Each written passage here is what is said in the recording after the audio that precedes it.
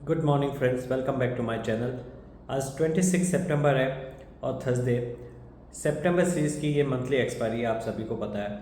तो आज हमको सारे F and trade square of करने पड़ेंगे या इसमें स्क्वायर ऑफ करके नई पोजीशन बनानी पड़ेगी। हम कल सवेरे से शुरुआत करते हैं। कल सवेरे मैंने बहुत क्लियरली आपको बोला था कि निफ्टी नीचे में 25,855 का लो बना सकता है और ऊपर में वो 26011 भी टच कर सकता है। कल ऐसा हुआ कि 25,870 का उसने लो बनाया। मैंने 25,855 बोला, 25,870 बनाया। करीब करीब मेरे लेवल के आसपास ही उसने लो बनाया। जिस वक्त लो बना रहा था, कहीं पे कोई भी ये बोलने वाला नहीं था कि निफ्टी यहाँ से वापस 26,000 क्रॉस करेगा। लेकिन मैं कल पूरा कॉन्फिडेंट था कि निफ्टी एक बार एटलीस्ट 25,990 तो जरूर आएगा। 26,000 आए या नहीं आए, 25,990 कल उसे आना था और 25,990 नहीं, वो 26,040 के आसपास आया। तो 26,011 के लेवल पे मैंने बहुत क्लियरली आप सबको ये बोला था कि अगर निफ्टी कल 26,011 के आसपास क्लोज करता है तो हम निफ्टी को बाय करके जाएंगे। और मैंने बीटीएसटी कॉल में कल निफ्टी दिया है। निफ्टी इस वक्त करीब 67 पॉइंट्स प्लस खुल रहा है।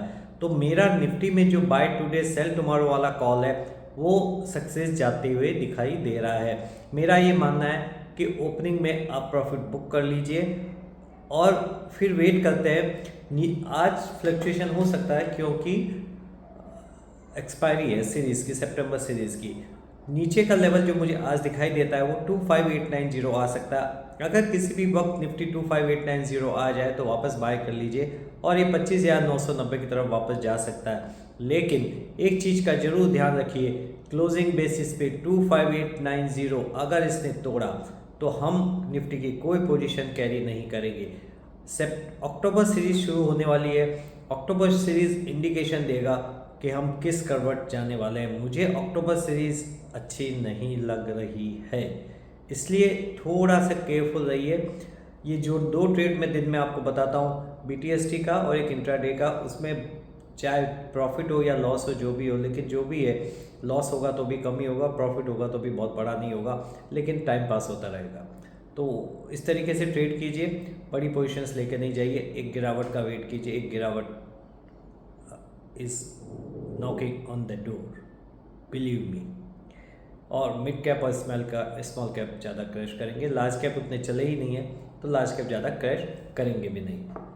तो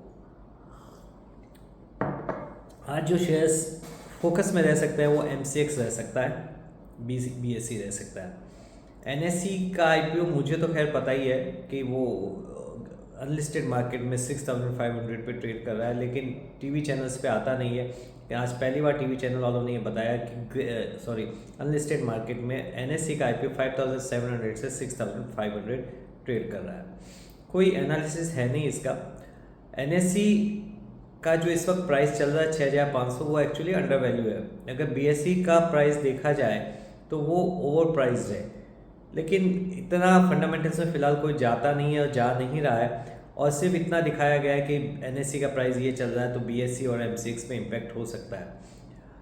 तो बीएससी का शेयर आज शायद 4,000 के ऊपर जा सकता है इसकी वजह से, लेकिन बीएससी का शेयर एनएससी के शेयर की जगह काफ़ी एक्सपेंसिव हो जाता है। तो जिस दिन भी एनएससी का आईपीओ लिस्ट होगा, मुझे ऐसा लगता है कि 10,000 रुपये पे लिस्ट होना चाहिए अगर 10 रुपये का शेयर आता है तो। अगर वो 5 रुपये का आता है या 2 रुपये का आता है तो अकॉर्डिंगली उसमें स्प्लिट हो जाएगा।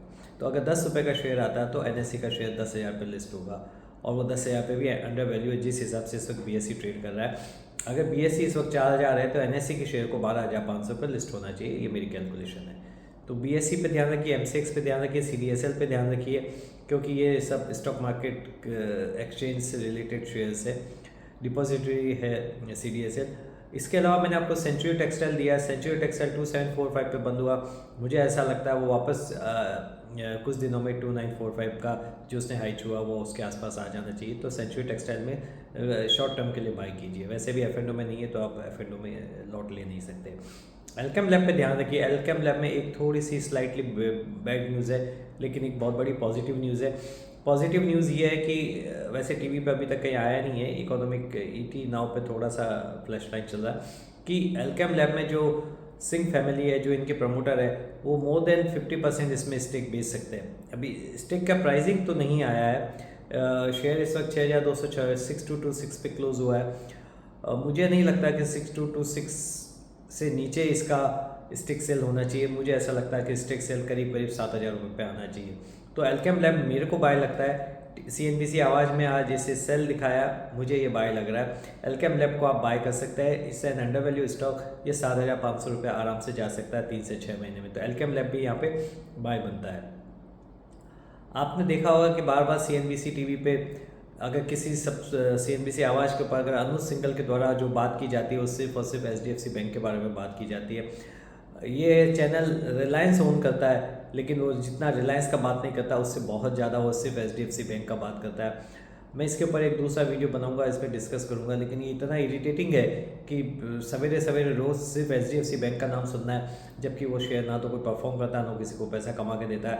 मुझे ऐसा लगता है कि अनुज सिंघल को शायद HDFC बैंक इन्फ्लुएंस करने के रिटेल इन्वेस्टर्स को इन्फ्लुएंस करने के लिए कहीं से भी डायरेक्टली कुछ देता लगता है। नहीं तो कंटिन्यूसली कोई आदमी इतना इरिटेट किसी को नहीं कर सकता। सुबह आप चालू नहीं हो जाओ, जैसे आप भगवान का नाम लेते हो वैसे HDFC बैंक का नाम सुनना पड़ता है इस आदमी के द्वारा। पता नहीं रिलायंस जैसी कंपनी ऐसे एंकर को सैक क्यों नहीं करती है। ऐसे लोगों को सैक कर देना चाहिए जो कंटिन्यूसली सिर्फ एक ही स्टॉक के बारे में बात करके बोर करते हैं।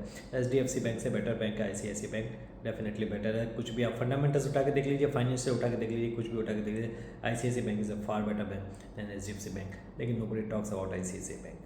तो आज के बस इतना ही है। अगर निफ्टी आज 26,000 के ऊपर क्लोज करता तो देखेंगे, और 25,890 के नीचे क्लोज करता तो देखेंगे। 3:30 बजे डिसीजन लेंगे कि क्या होता है।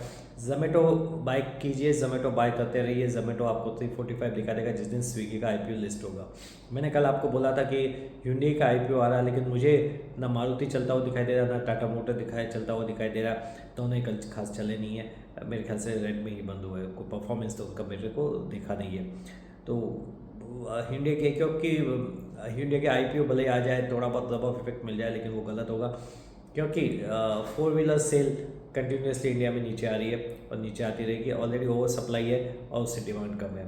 2 व्हीलर सेगमेंट डिफरेंट है, 4 व्हीलर सेगमेंट डिफरेंट है। तो 4 व्हीलर मुझे थोड़ा ठीक नहीं लग रहा है। और बस अभी डिक्सन टेक्नोलॉजी कल 14,000 के ऊपर क्लोज हुआ। आज दिन में वापस 14,450 एक बार आ सकता है। तो अगर आपको 14,045 पे अगर डिक्सन टेक्नोलॉजी मिलता है तो बाई कीजिए और 14,450 पे निकल जाइए। और अगर किसी भी वजह से डिक्सन 14,000 के नीचे क्लोज हो जाता है तो एग्जिट कर दीजिए, उसमें नहीं बने रहिए। इसके अलावा बजाज ऑटो 12,500 चल रहा है। अगर आप 12,000, मैंने आपको कल बोला था बजाज ऑटो और डिक्सन प्रॉफिट थोड़ा सा अगर सॉफ्ट हो तो बाय करें। और कल दिन के दरमियान काफ़ी वो 230 रुपये दोनों शेयर नीचे गिरे थे, तो वहाँ से उन्होंने वापस बाउंस बनाया था।